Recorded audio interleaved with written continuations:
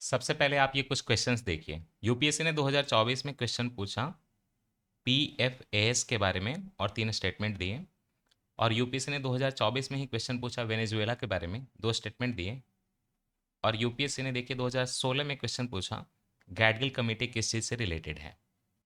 UPSC का जो environment का सेक्शन है, one of the toughest sections है। क्यों? क्योंकि बहुत क्वेश्चंस ऐसे आते हैं जो अनकन्वेंशनल सोर्सेज से हैं, आप सारा जाके पढ़ नहीं सकते। आप मंथली कंपाइलेशन पढ़ लीजिएगा, पीटी 365 पढ़ लीजिएगा, लेकिन बहुत सारी science reporter, down to earth, इतनी सारी मैगजीन पढ़ना पॉसिबल नहीं है। सारी पीआईबी की न्यूज़ पढ़नी पॉसिबल नहीं है। वर्ल्ड इकोनॉमिक फोरम का हर दिन का अपडेट पढ़ना पॉसिबल नहीं है। तो कुछ क्वेश्चंस हमारे रह जाते हैं। ये जो गैप है इसको मैं फिल करूंगा। और इसके लिए मैंने क्या किया है कि पूरे डाउन टू अर्थ का जो 1 महीने का मैगजीन है, जनवरी में 2 पार्ट में आती है मैगजीन, 15-15 दिन करके, फोर्टनाइटली। तो मैंने दोनों मैगजीन को मर्ज करके एकदम अब्सोल्यूट जितना माइक्रोस्कोपिक हो सकता है 2 पेजेज में उसके नोट्स बना दिए हैं। और उसी का मैं ये एक वीडियो बना रहा हूँ अब। देखिए, आपसे अगर मैं ये पूछूं कि आपने साइकिल चलानी कब सीखी, तो क्या आप कोई डेट या टाइम बता सकते हो? नहीं। आपने कुकिंग एग्जैक्टली किस मोमेंट पे सीखी आप बता सकते हो? नहीं। वॉक करना कब सीखा बता सकते हो? नहीं। पढ़ना कब सीखा? बातचीत कब करनी सीखी आपने? यूपीएससी के प्रिपरेशन पार्टिकुलर किस डेट पे आपने स्टार्ट की, किस टाइम पे बता सकते हो? नहीं। तो लाइफ में कई सारी ऐसी चीज़ें हैं जो ग्रेजुअली होती हैं और उसमें से एक नॉलेज है। नॉलेज का कोई पॉइंट नहीं होता स्टार्टिंग। तो हम ऐसे जो है वैल्यू एडिशन करते हैं तरह तरह की चीज़ों का, उससे हमारा नॉलेज क्रिएट होता है। तो एग्जामिनेशन में आपको ये डायरेक्टली हेल्प करेगा। और कई बार क्वेश्चन सीधे सीधे डाउन टू अर्थ से डायरेक्टली स्टेटमेंट उठा के पूछे जाते हैं। ये पीडीएफ मैंने जो बनानी शुरू की है, मैं पूरे 1 साल का आपको दूंगा, ये मेरा प्रॉमिस है। आईएएस कॉरिडोर टेलीग्राम चैनल पे आप जाके इसको डाउनलोड कर लीजिएगा। 2 पेजेस का है पूरे महीने का। दैट मीन्स कि 12 महीने का, 1 साल का आपको 24 पेज में पूरा हो जाएगा। सबसे पहले टर्म जो आया यहाँ पे इको एंग्जाइटी आया, नाम से ही पता चल रहा है कि एक ऐसी एंग्जाइटी जिसमें हमें स्ट्रेस या फियर होने लगी कि क्लाइमेट कहीं चेंज तो नहीं हो जाएगा, घर हमें चेंज तो नहीं करना पड़ेगा, पानी खत्म तो नहीं हो जाएगा। ये एक नेचुरल रिस्पॉन्स है, इसको किसी डिसऑर्डर में क्लासीफाई नहीं किया गया है वर्ल्ड हेल्थ ऑर्गेनाइजेशन के हिसाब से। आज अर्बन पॉपुलेशन 510 मिलियन है, माना जा रहा है कि 2036 तक 650 मिलियन हो जाएगी। यूनाइटेड नेशन एनवायरनमेंट प्रोग्राम के 2024 के रिपोर्ट का नाम था नेविगेटिंग न्यू होराइजन्स, उसमें इको एंग्जाइटी डिस्कस हुआ था। ओरांव ट्राइब न्यूज़ में थी, ये झारखंड से बिलोंग करती है, इसको कुरुक भी बोलते हैं। ये धर्म या इनका जो सैक्रेड ग्रोव होता है जहाँ पे फॉरेस्ट के पैचेस को प्रोटेक्ट करते हैं रिलीजियस बिलीफ के कारण, उसको सरना धर्म बोल सकते हैं। फेस्टिवल सरहुल का होता है। आप मुझे बताइए सरहुल फेस्टिवल में कौन से ट्री की पूजा की जाती है, सबसे ज़्यादा मतलब इंपॉर्टेंट कौन सा ट्री होता है? कमेंट सेक्शन में ज़रूर बताइएगा, बाकी लोगों को भी पता चलेगा। बैनोफी लेदर, और साथ ही कमेंट सेक्शन में ये बताइए कि क्या मैं इस चीज़ को कंटिन्यू करूँ। मैं चाहता हूँ, बहुत यूज़फुल है, लेकिन अगर आप कमेंट करके नहीं बताएंगे तो एक मोटिवेशन फिर डिक्लाइन होने लगती है कि शायद इसको कोई रिसीव नहीं कर रहा। I know the questions will come. Banoffee leather जो है वो क्या है? आजकल लोग लेदर के लिए कह रहे हैं कि चमड़ा से डायरेक्टली यूज़ नहीं करना चाहिए। तो वीगन लेदर के जो ऑप्शन है उसमें अगर बनाना के स्टेम से अगर आप बनाए तो इसको बेनोफी लेदर बोलते हैं। ये सर्कुलर इकोनॉमी है। वेस्ट प्रोडक्ट जो है आपका यूजेबल रिसोर्सेज में, लास्ट ईयर यूपीएससी ने सर्कुलर इकोनॉमी भी पूछ लिया था। वाटर का कंजप्शन भी कम होगा, CO2 का एमिशन भी कम होगा, लास्ट ईयर ही पूछा सर्कुलर इकोनॉमी। इजी क्वेश्चन था हालांकि। पाइन से अगर आप बनाओगे वीगन लेदर तो उसको हम लोग पिनाटेक्स बोलते हैं। एंड डेजर्टो होता है कैक्टस से बनाए हुए वीगन लेदर के लिए। पॉल्यूशन का एक कॉस्ट ऑफ लिविंग है। वर्ल्ड बैंक का कहना है कि जीडीपी का 8% कॉस्ट जो है पॉल्यूशन के कारण हो रहा है। और खास करके पार्टिकुलेट मैटर 2.5 के एमिशन के कारण कॉस्ट जो है 20% बढ़ गया है। यील्ड जो है खेती बाड़ी की 18% कम हो गई है। और एक सर्वे किया गया था 2018 में, तो उसमें ये देखा गया कि सैम्पलिंग जब की गई तो दुनिया के 90% सॉल्ट में आज माइक्रोप्लास्टिक है, क्योंकि माइक्रोप्लास्टिक फाइनली ओशन में चले गए हैं, वहाँ से सॉल्ट में आ रहे हैं। PM 2.5 का मतलब होता है कि 2.5 माइक्रोन से साइज कम होनी चाहिए। और इनकी खासियत ये है यूपीएससी के लिए रेलिवेंट कि ये लंग और ब्लड स्ट्रीम को पेनिट्रेट कर सकते हैं। अनइनहैबिटेबल हीट क्या है फेनोमेनन? माना जा रहा है कि 2040 तक टेम्परेचर जो है 1.5 degree Celsius, sorry 2 degree Celsius बढ़ जाएगा। 1.5 तो बढ़ ही जाएगा। तो ये अनइनहैबिटेबल हो जाएगा। इसी तरह का एक कंडीशन है वेट बल्ब टेम्परेचर। इससे भी यूपीएससी ने क्वेश्चन पूछा last year, wet bulb temperature क्या होता है? अगर हीट बहुत बढ़ जाए और ह्यूमिडिटी का लेवल भी बहुत बढ़ जाए और ह्यूमन बॉडी इसको कूल ना कर सके परस्पिरेशन से, पसीना छूटने से, तो इसको वेट बल्ब टेम्परेचर बोलते हैं, बहुत खतरनाक। ड्रॉट 29% बढ़ गए हैं और इंडिया का हीट इंडेक्स माना जा रहा है कि 60 डिग्री सेल्सियस है। इंडेक्स है हीट, हर जगह इतना टेम्परेचर नहीं है। रिप्रोडक्टिव क्लाइमेट एंग्जाइटी क्या होती है? कि बच्चे हम पैदा ही ना करें क्योंकि क्लाइमेट की क्राइसिस होने वाली है। फूड सिस्टम के बारे में food and agriculture organisation UN का जो है उसका कहना है कि 1/3 ग्लोबल जो ग्रीन हाउस गैस एमिशन हो रहे हैं फूड सिस्टम से हो रहे हैं। और 30% फूड वेस्ट हम लोग क्रिएट कर रहे हैं। इसमें खतरनाक है मोनोकल्चर, जिसके कारण बायोडाइवर्सिटी डिक्लाइन हो रही है, और एग्रीकल्चर जिसके कारण 70% फ्रेश वाटर यूज हो रहा है। Yes, agriculture is something which is artificial. And this is great politic of the environment, but हमारी मजबूरी है। मोनोकल्चर मतलब एक ही तरह का सिंगल क्रॉप आप रिपीटेडली लगाते हैं, तो इससे क्या होता है, क्रॉप की धीरे धीरे प्रोडक्टिविटी कम हो जाती है, क्योंकि सॉइल खराब होने लगती है, सारे न्यूट्रिएंट खींच लिए जाते हैं, रिप्लेनिश नहीं होते हैं। लाइव स्टॉक के कारण 14.5% एमिशन हो रहा है। रीजनरेटिव एग्रीकल्चर क्या होता है, ऐसा एग्रीकल्चर जिसमें सॉइल की बायोडाइवर्सिटी, कार्बन और क्वालिटी सारा आप वापस से रीजनरेट करके अच्छा कर देंगे। तो उसके लिए रोटेशन करना पड़ेगा क्रॉप का। स्पेसिस इंस्ट्रक्शन के बारे में, एक्सटेंशन के बारे में आपको रटना नहीं होता, बस इतना जानना है कि आईपीबीएस की रिपोर्ट आई थी और उन्होंने बोला कि 10 लाख स्पेसीज रिस्क पे हैं। आईपीबीएस का मतलब होता है inter governmental science policy platform on biodiversity and ecosystem services. This is very similar to inter governmental panel on climate change, लेकिन ये बायोडाइवर्सिटी और इकोसिस्टम पे बात करता है।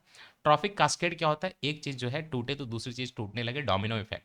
चेन रिएक्शन इकोसिस्टम में जब एक स्पेसिस को आप रिमूव करते हैं, फॉर एग्जांपल अपने ग्रासेस को रिमूव कर दिया, तो हिरन मर जाएंगे, हिरन मर जाएंगे तो शेर मर जाएगा, तो एंटायर फूड वेब अफेक्ट हो जाए, ट्रॉफिक कास्केड कहलाता है। और इसी के लिए इंपॉर्टेंट है कीस्टोन स्पेसीज, जो कि डिसप्रपोर्शनेटली लार्ज इंपैक्ट डालते हैं किसी इकोसिस्टम पे, अगर उनका रिमूवल कर दिया जाए तो। है वो नंबर में ऑलमोस्ट सेम, बट उनको हटा दोगे तो दिक्कत आ जाएगी। फॉर एग्जाम्पल हनी बीज, इनको हटा दोगे तो पॉलिनेशन कम हो जाएगा, राइट, प्लांट की जो है डिक्लाइन हो जाएगी 32%, पॉलिनेशन का लॉस से पूरी दुनिया में 577 बिलियन का लॉस हो सकता है डॉलर में, क्योंकि टिम्बर इंडस्ट्री से लेकर सब कुछ खराब हो जाएगा। ग्लोबल ट्रेंड ओवरऑल ये है कि वर्टिब्रेट परसेंटेज नहीं याद रखना है, वर्टिब्रेट डिक्लाइन हो रहे हैं, साथ ही साथ कंफ्यूज मत होइएगा, दुनिया में सबसे ज़्यादा इंसेक्ट हैं, बट ये भी डिक्लाइन हो रहे हैं, कोरल रिफ तो अफेक्टेड है ही। हाइड्रोलॉजी के कारण भी स्पेसिस का लॉस होता है। आप देखिए कि आज जो है स्पेसिस का लॉस होगा, तो हाइड्रोलॉजी में कॉन्टेक्स्ट बोल रहा हूँ, स्पेसिस का लॉस होगा तो जो फिल्टर फीडिंग स्पेसिस हैं, ऑयस्टर फॉर एग्जांपल, ये भी यूपीसी का पीवाईक्यू, जो भी मैं बोलूंगा डायरेक्टली रेलिवेंट है, मेरे मुंह से कुछ इरेलीवेंट नहीं निकलने वाला, ध्यान दीजिएगा आप। तो कई सारे फिल्टर फीडिंग ऑर्गेनिज्म है, तो पॉल्यूशन से क्लीन करते हैं, इनका डिक्लाइन हो रहा है स्पेसिस का लॉस होने से। और इसके कारण कई जगह पे जो है ऑक्सीजन नहीं है समुद्र में, इस चीज को हम लोग ऑक्सीजन डेफिशिएंट वाटर बॉडी को डेड जोन बोलते हैं, क्योंकि ऑक्सीजन है ही नहीं पानी में, जो जीवन वहां पे पॉसिबल है वो पॉसिबल नहीं होगा। माधव गैडगिल, अभी दिखाया था क्वेश्चन, इंडियन इकोलॉजिस्ट, इनकी मृत्यु हो गई। वेस्टर्न घाट की इकोलॉजी एक्सपर्ट पैनल इनका था। इकोलॉजिकली सेंसिटिव जोन उन्होंने बोला था वेस्टर्न घाट के अराउंड बहुत बनाने का, साथ ही साथ डिसेंट्रलाइज एनवायरमेंट एंड गवर्नेंस की बात की थी। यूएस ने वेनेजुएला पे अटैक कर दिया, प्रेसिडेंट को रिमूव कर दिया, यूएस ने सीज कर दिया, और ये पूरा जियो पॉलिटिक्स जो है ऑयल से रिलेटेड है।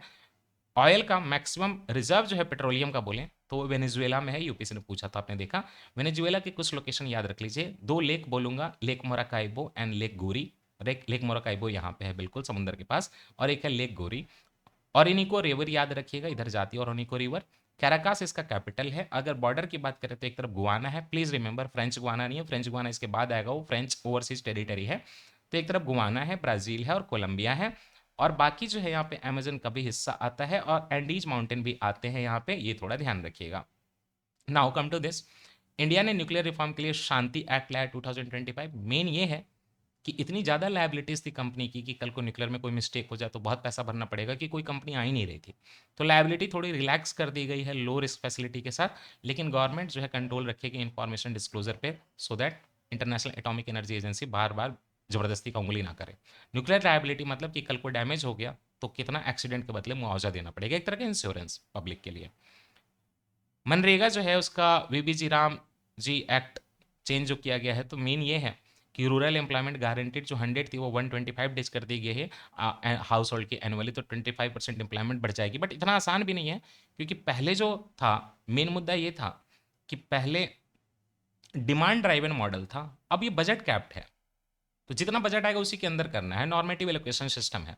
एनीवे 60 डे का इसमें एग्रीकल्चर पॉज का स्कीम है हार्वेस्टिंग और सॉविंग के दौरान, सो दैट कि लेबर जो है अवेलेबल रहे फार्मिंग की एक्टिविटीज़ के लिए, और वो कस्टमाइज कर सकते हैं स्टेट। शेयर जो होगा 60:40 होगा नॉर्मल स्टेट में, नॉर्थ ईस्ट में 90:10 एंड हिमालयन स्टेट में 90:10, centre 90 state 10। Unlike earlier the state must prepare implementation scheme 6 महीने के अंदर।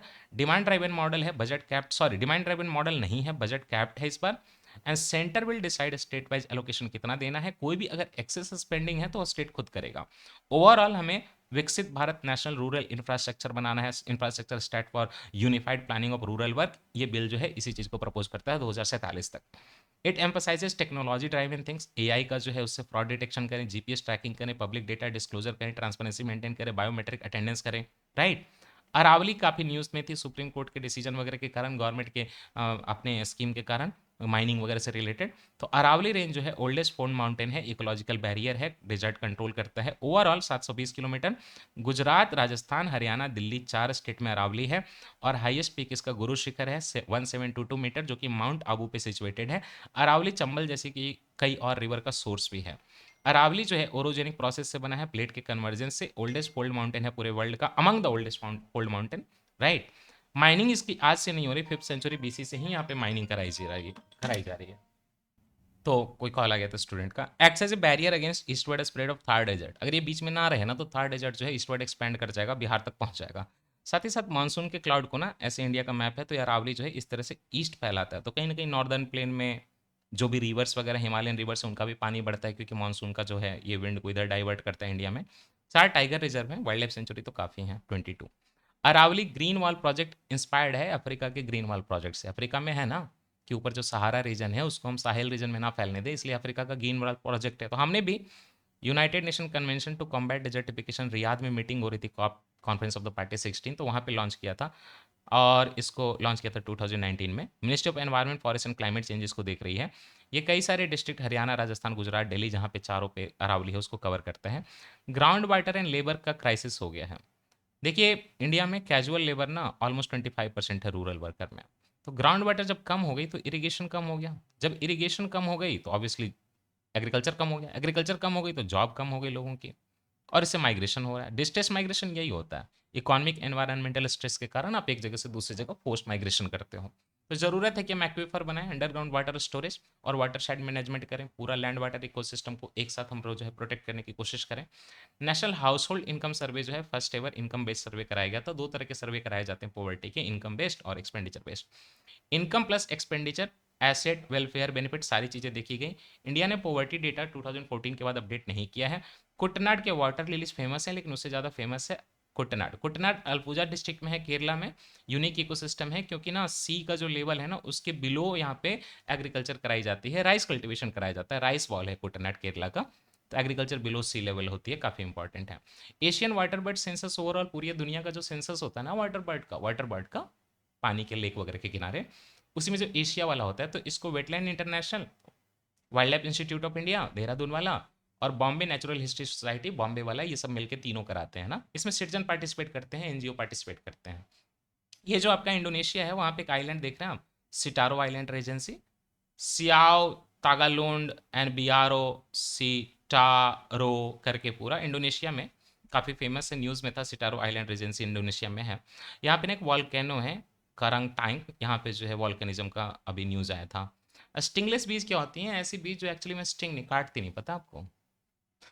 सीधी सादी लगेंगी, लेकिन ये बहुत अच्छा है। तो इंडिया में इनकी जो है ना 30 से ज़्यादा स्पीसीज है, ये पता किया गया। जो बीज होती है ना उनकी ट्राइब होती है, ये ह्यूमन ट्राइब नहीं है। ये ट्राइब का नाम है मेलिपोनिनी ऑफ बीज। चलिए, पीएफएस क्या होता है आपको पता है? ये फॉरएवर केमिकल्स बोले जाते हैं। ओवरऑल एक्सपेंड करें तो पर and polyfluoro alkyl substances, PFS UPSC ने क्वेश्चन जो पूछा था। तो ऐसे एक केमिकल नहीं है, ये ना पूरा ग्रुप है, 10,000 से ज़्यादा इसमें केमिकल हैं, सारे सिंथेटिक हैं, याद रखिएगा। 1940s में जब शुरुआत हुई थी वाटर प्रूफ मटेरियल बनाने के लिए, स्ट्रेन रेजिस्टेंट कुकवेयर वगैरह बनाने के लिए, नॉन स्टिक कुकवेयर वगैरह बनाने के लिए। हाईली परसिस्टेंट है, बायोक्यूमुलेशन होने लगता है। क्यों पता है? कार्बन फ्लोरीन का बॉन्ड बहुत स्ट्रांग है। और non stick cookware, fire fighting foam, packaging वगैरह के लिए बनाया जाता है। H5N1 है, जो याद रखिएगा एवियन इन्फ्लुएंजा के लिए है। एवियन इन्फ्लुएंजा या कोई भी ऐसी चीज़ जो जानवरों से इंसान में बीमारी आती है तो उसको हम लोग जूनोटिक डिजीज बोलते हैं, है ना। With this we have ended. PDF आप डाउनलोड कर लीजिएगा टेलीग्राम से। I think it took me how many minutes, only 14-15 minutes, है ना। तो ओवरऑल भी करने जाओगे तो पूरे 4 महीने का 1 घंटे में हो जाएगा, और 12 महीने का 3 आवर्स में पूरा हो जाएगा। तो 3 आवर्स में इतना नॉलेज, इतना वैल्यू एडिशन, इतना रिवीजन कॉन्सेप्ट का अच्छी चीज़ है ना। पीडीएफ आप डाउनलोड कर लीजिएगा और उसको जो है एक फोल्डर बना के रख लीजिएगा साथ में। क्वेश्चंस आएंगे।